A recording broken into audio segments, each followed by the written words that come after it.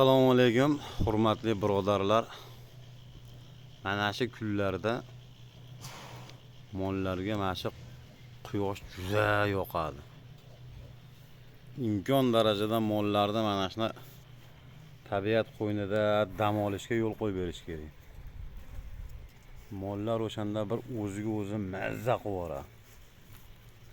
Bu zagonda foydasi juda kuchli o'zi aslida. Barchasi birorta bir bunday salqinga borib yotaman degan narsa yo'q-da mana. Manag'i naves. Lekin salqinga yotmaydi.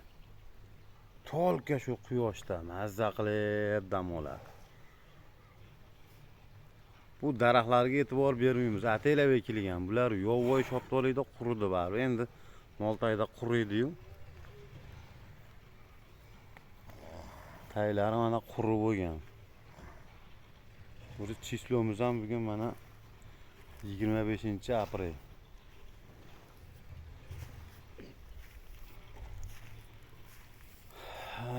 Havas qilganlar tan joni sog' bo'lsin, salomat bo'lsin.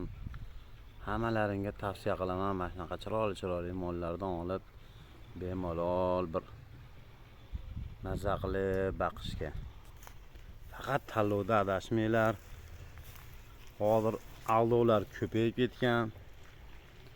Semental bo'lmasa ham bu toni sal o'zgarib bo'lsa semental deb sotishyapti. Sigirlarni ham 6-7 qorin bo'lsa ham 1-qorin yo 2-qorin deb sotishyapti. O'shanga nihoyatda ehtiyot bo'lamiz. Faqat sizlarga tavsiyam 1-qorinda olgan yaxshi. 2-qorindami? 1-2-3 zo'r hamisha. Chunki foydasini o'zlaring ko'rasizlar. O'zimiz ishlatamiz. Ishlab bo'lgan sigirlarni 2-qorin, 3-qorin deb sotayotganlar ham ko'p.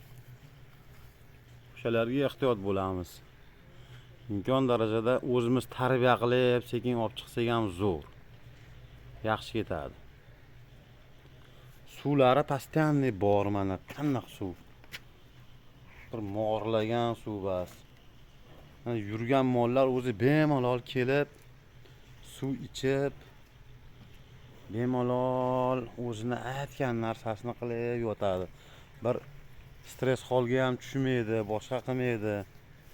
Endi xudo xolasa bir tekshirtiramiz, mollar qochib qolgan bo'lsa, ana shu novosti sekin ajratib qo'yamiz. Hozircha endi ichida yurib turaversin, ziyon qilmaydi. Juda sekinlik bilan ehtiyot qilib qochiryapmiz-da endi.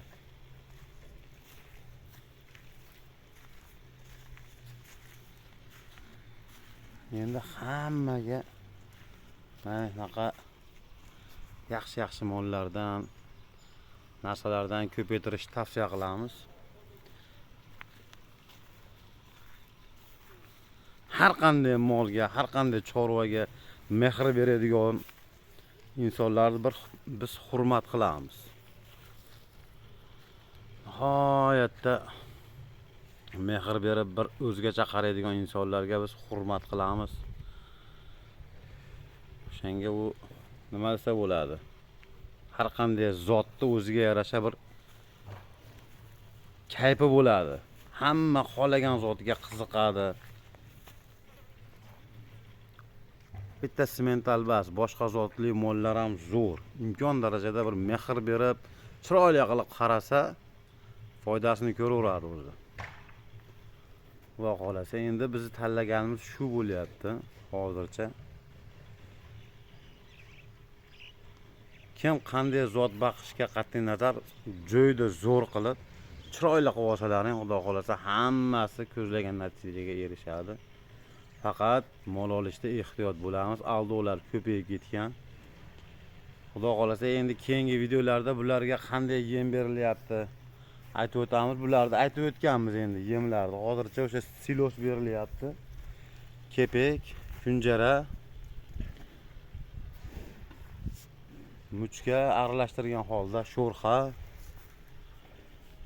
Hozir momentda kim novosi bo'lsa, baqilayotgan buqalari bo'lsa, kunjarani ayamasdan bosib bergan odam yutadi hozir. Chunki tabiat zo'r. Nihoyatda ob-havo zo'r hozir. Molga ko'p kunjara bersangiz ham unchalik ziyoni yo'q. Bir issiqlamaydi, boshqa qilmaydi. Bemalol bo'ladi. Faqat novvos bas, xonajillarga ham yoqadi. Hozirgi sharoitda qarash kerak. To'lka qarash kerak. Hozir foydasi ko'p hozirgi momentda. Ertadan keyin kunlar isib ketadi, o'shandacha mollarni qiynab beradi. Mana mollar sekin turadi.